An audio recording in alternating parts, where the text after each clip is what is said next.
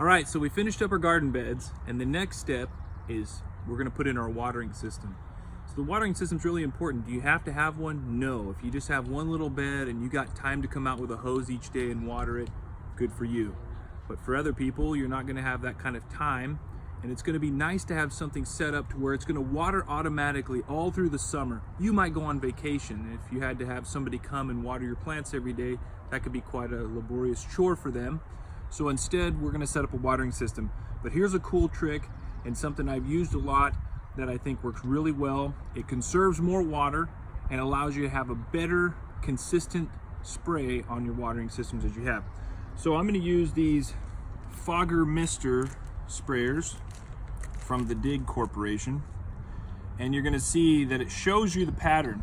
5 to 7 gallons per hour, a 360-degree pattern, and it sprays 2 to 3 feet. That's the one we're looking for. They're not very expensive. It's a few dollars for about 6 emitters. We're only gonna use 2 emitters per bed. I have some additional watering that will happen on a broader spectrum, but for each bed, there's only gonna be 2 emitters on each bed. And these are about 4 by 8. One of them's 4 by 8, one of them's 4 by 6. The 4 by 8 foot bed, this is the 4 by 6. This one's gonna get 2 emitters. The 4 by 8's gonna have 3. So this is what we do. In a previous episode, we showed you how to cure bamboo. And once it's cured, this bamboo will last probably about 5 times longer. The bamboo that we've compared, some last 3 years, but bamboo that's not cured usually lasts about 1 year.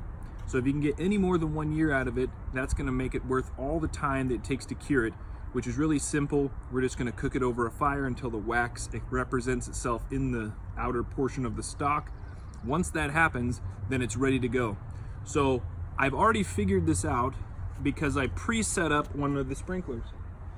So here I have my drip irrigation running along outside of the beds, and I make this hose long enough to reach any part of my bed. That's how long it is. Plus, it can go a little bit higher than I might need it to in case I need to change my watering system in the future.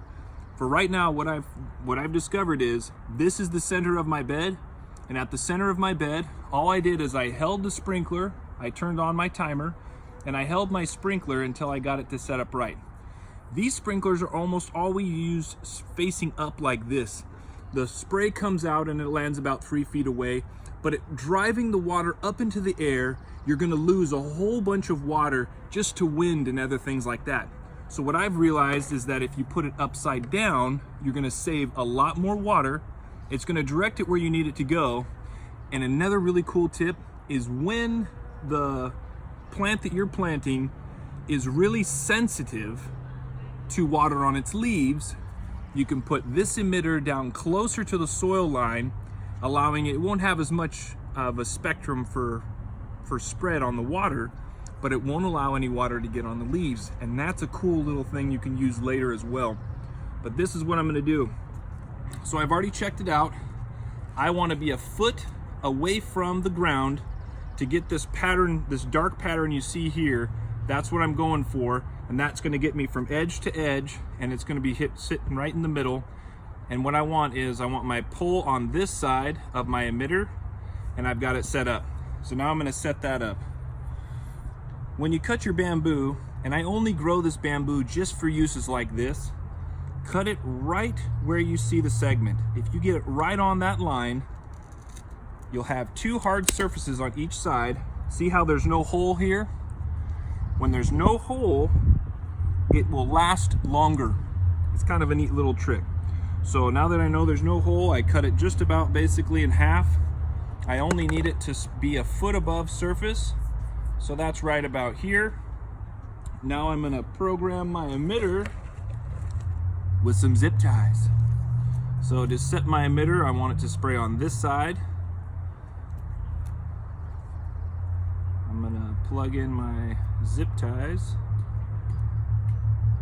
and get them ready. So you're gonna use 2 per emitter, 2 zip ties. And it's gonna put it off at a little bit of an angle, but I'll show you how that works in a second.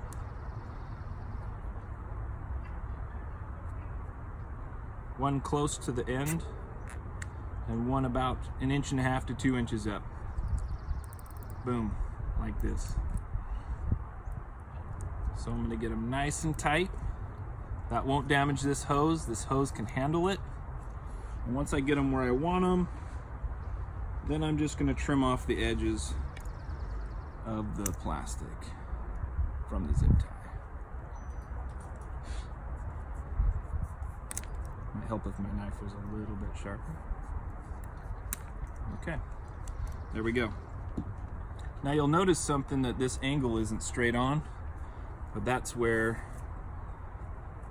you just play it at an angle a little bit until you find that it's gonna go straight, and it's about 1 foot off the ground. That's right about where I want it. So right there, my sprinkler's set up. When my timer comes on, this is gonna spray this whole area perfectly. It's gonna drive the water down at an angle, and it's gonna make it really nice for the plants. So once I get all this set up, I'll walk you guys back through how it works, and then you get the chance to look at it.